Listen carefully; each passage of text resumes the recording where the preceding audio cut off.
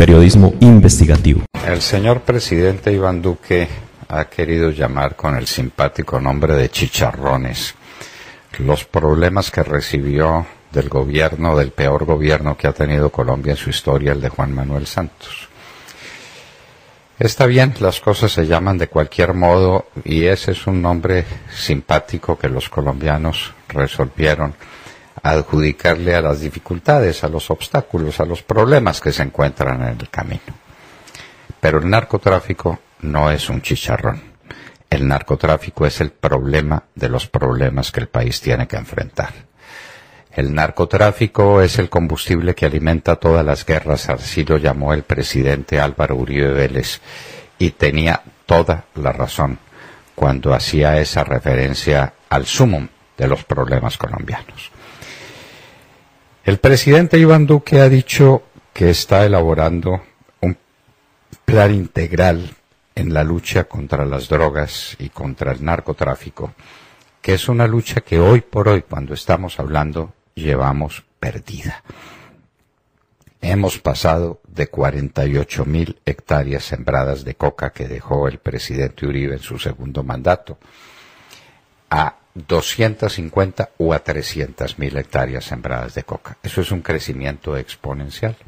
¿Qué significa al mismo tiempo un crecimiento exponencial de la cantidad de cocaína que sale al mercado y de las posibilidades infinitas que en el campo económico tienen estos bandidos para hacerle daño a Colombia?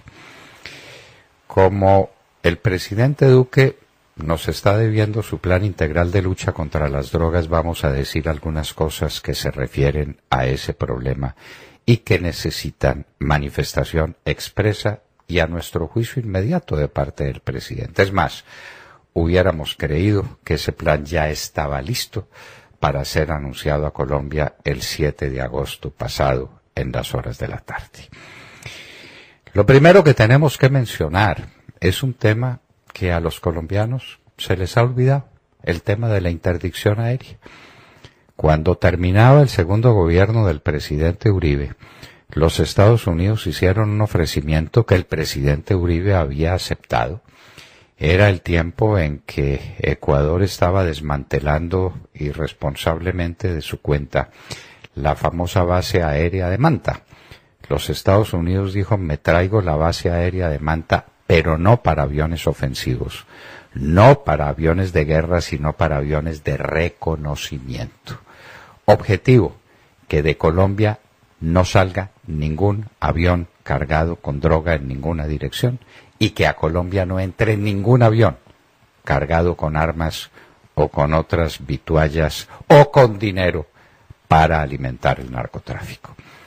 Era una medida en la que los Estados Unidos prestaban una cooperación que nos hubiera hecho un favor inmenso, infinito. Los cielos de Colombia son eminentemente porosos, para llamarlo de algún modo. Aquí entra y sale en avión al que le da la gana. Y la posibilidad de ser intervenido por la Fuerza Aérea Colombiana es una posibilidad entre miles. A Colombia entran y salen aviones cargados con armas y cargados con dólares del narcotráfico para alimentar el peor de nuestros problemas, el problema de la cocaína y el problema de los inmensos recursos que producen. ¿Qué pasó con ese programa?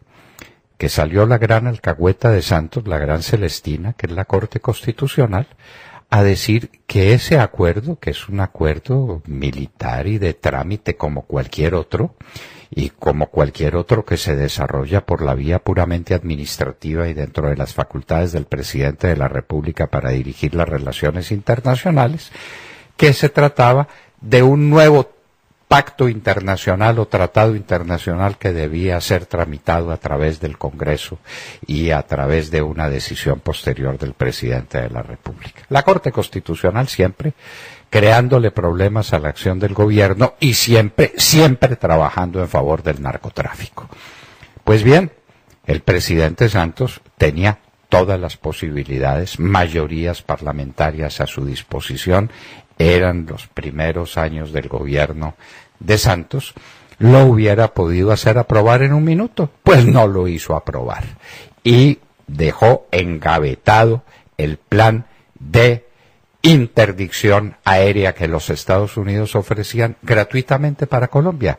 Esos aeropuertos, esas grandes pistas, no nos iban a costar un centavo. Y habríamos tenido unos cielos intervenidos para que no entraran a Colombia con armas y para que no salieran de Colombia cargamentos de cocaína. ¿Qué pasó con eso? Nada, como todas las cosas de Santos, simplemente acabó con la interdicción aérea del país.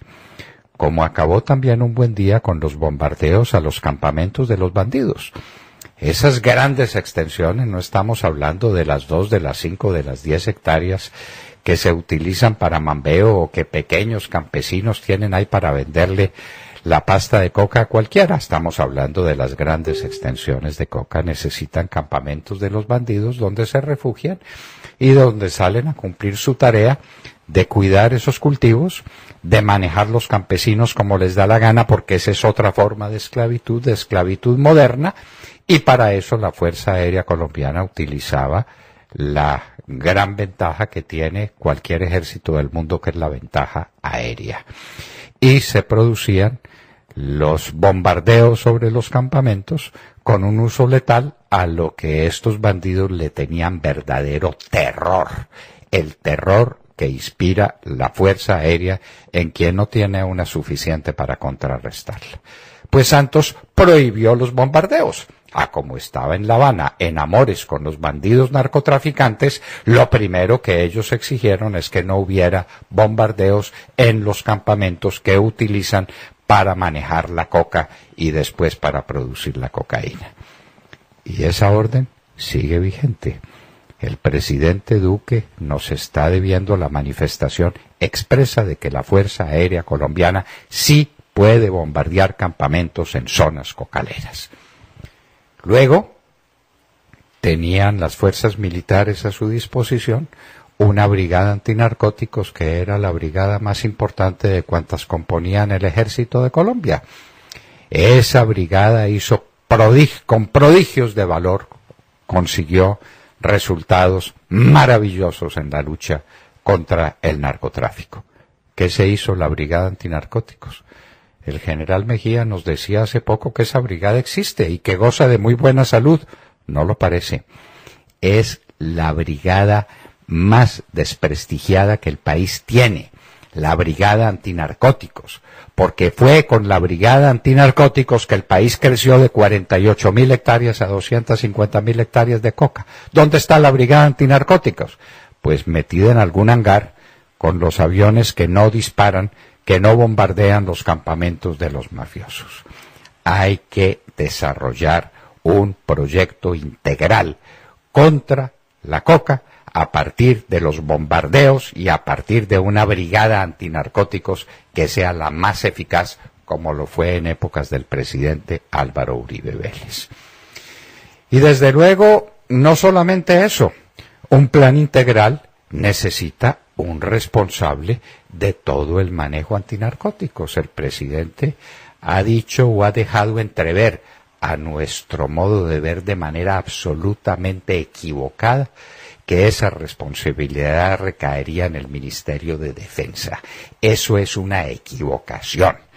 El plan contra las drogas es un plan integral que va mucho más allá de las necesidades de defensa. Aquí hemos hablado de la interdicción aérea, que el presidente Santos acabó, de los bombardeos que el presidente Santos acabó, de la brigada antinarcóticos que con el presidente Santos no sirvió para nada y que sigue sin